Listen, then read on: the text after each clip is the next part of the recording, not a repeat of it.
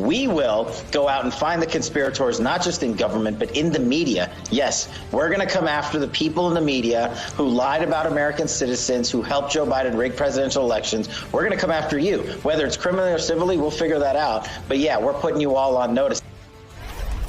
Hi again, everyone. It's 5 o'clock in New York. Mark Twain's famous saying that history doesn't repeat itself, but it often rhymes was mentioned on this program yesterday. And it is seemingly more and more relevant with each new development and news cycle, as many of us brace ourselves for Donald Trump's return to the White House. Because if the second Trump administration follows through with what you just heard, Kash Patel has been tapped to lead the FBI, threaten to go after journalists and the media, it would not actually be the first time that that happened. That would not be a norm busted for the first time for a Trump White House. A brand new 96-page report issued by the Justice Department's Inspector General today reveals that the DOJ during Trump's first term did it already. They secretly obtained phone and text records from journalists in 2017 and 18 when seeking to investigate leaks of classified information, as well as records from 2 members of Congress and 43 congressional staffers. The seizures had been reported on in 2021, but today's IG report exposes that it was done in a much broader manner than was previously understood. The report calls out Trump's DOJ, saying it failed to take sufficient account of the constitutional separation of powers by seizing communications records of staffers and lawmakers, and that DOJ violated its own policies in the way it secretly obtained records from reporters. The Biden administration formally barred the practice of secretly subpoenaing records from journalists in 2022. But as Politico notes, that security may soon be removed again. Quote, the incoming Trump administration is expected to roll back protections AG Merrick Garland adopted for journalists and perhaps even to eliminate earlier limits Democratic and Republican administrations had put on such demands. Legislation pending in Congress could block those moves, but last month Trump urged Republican lawmakers to kill the measure known as the Press Act. It's where we start the hour with some of our favorite experts and friends. Former top official at the Department of Justice and MSNBC legal analyst Andrew Weissmann is back. Also joining us, former Republican congressman and MSNBC political analyst David Jolly's here. And joining us by phone, New York Times investigative reporter Mike Schmitz here. Mike, you had your phone records taken by the Trump Justice Department. What do you understand for the first time or more deeply from today's IG report? I think the issue from the beginning for us was you had a president of the United States who was saying that he wanted the press to be looked at, that he thought the press was the enemy of the people, and that singled out the press time and time again. You then had a Justice Department that went ahead and targeted those reporters with subpoenas to get their information. The question for us has always been, well, it was a perception issue, because the question was the department doing what the president wanted? And this is why folks will tell you that presidents of the United States should not talk about criminal investigations, because whenever anything is done in regards to that investigation, the question is, are they doing this at the behest of the president? So that was initially our question about all this, which was why was this done? And there was a perception issue. What we learned today is that all of the rules that were in place for how this is supposed to be done were not followed. And again, that brings us back to this question of why were they not followed? Were they not followed because the department was being sloppy? Were they not followed purposely? My reading of the report was that they didn't find any, political, reason for why this was done.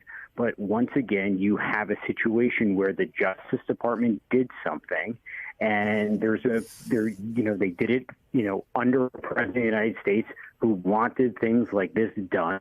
He talked about it behind closed doors constantly, even dating back to when James Comey was FBI director, and very upset that Comey was not prosecuted as a leaker. And here you are having a department taking actions in regards to reporters, not following the rules, and, leaving anyone, who covers these things or looks at these things wondering, why did this happen? Your colleagues reported on the story at the time, and they wrote in part, the Trump Justice Department secretly seized the phone records of 4 New York Times reporters spanning nearly 4 months in 2017 as part of a leak investigation. That was disclosed by the then incoming Biden administration. Do you know what they were looking for based on the 4 journalists whose records they took and what the 4 of you were reporting on at the time? You just mentioned Jim Comey. Were they looking at Comey, or do you have that information? Well, we know that there was an ongoing leak investigation into how classified information ended up in a story that we wrote in April of 2017 about how the FBI handled this investigation. Hillary Clinton's email story did contain classified information. We do know that there was an investigation that looked at whether Comey had leaked classified information and whether Comey's friend and advisor, Dan Richardson, had been part of that. Those things we know were things that the department scrutinized and investigated. We do know, according to Bill Barr's book, that even in his last meeting with Donald Trump executing the anchor. So those are sort of the things that we know about what the department was looking at and the investigations that it was looking at. But even today, we learn new details about different things that the department was able to obtain, different numbers of ours that they were looking at, and it still sort of leaves us, you now read the report and you find out that the department didn't follow the rules that they put in place for just these types of situations. Those rules, according to the report, were not followed. I mean, Andrew Weissman, the echo is obviously, as Mike's alluding to, Trump is run on retribution. There's a lot of coverage of how he'll use DOJ to prosecute his enemies. He successfully used DOJ to harass a lengthy list of enemies in his first presidency with the guardrails of Don McGahn and some of the other folks around him. Again, you've got Kash Patel in that interview pretty directly threatening to use the department criminally or civilly, whatever works. He basically says we're finding out today from an Inspector General report that they've already done that.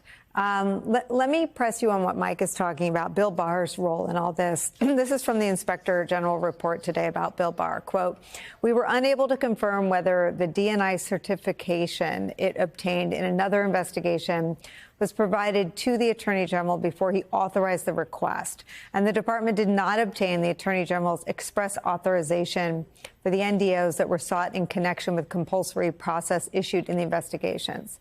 Given the important interests at stake, we were troubled that these failures occurred, particularly given that only a few years had elapsed since the department substantially overhauled its news media policy in 2014 and 15, following serious criticisms concerning the department's efforts to obtain communications records of members of the news media.